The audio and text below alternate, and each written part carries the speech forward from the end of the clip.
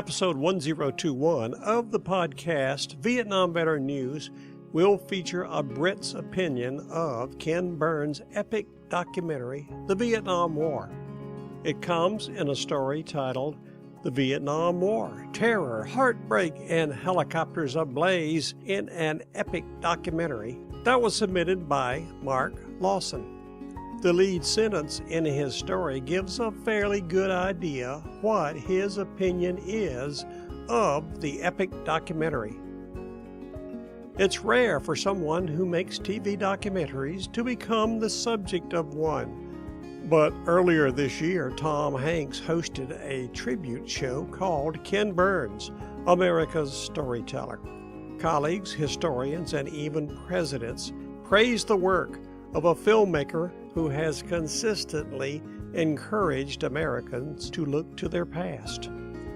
He pointed out that the Vietnam War was the first one to be televised, and that thanks to the heroic actions of the Prime Minister at the time, Harold Wilson, who opted out on the U.S. invitation to join in the fray, could watch the war with a historical disinterest. More than likely, the real reason the Brits declined to enter the war was because they had just ended their own 10-year war against communist insurgents in the Malayan emergency, and were tired of the whole insurgent war thing.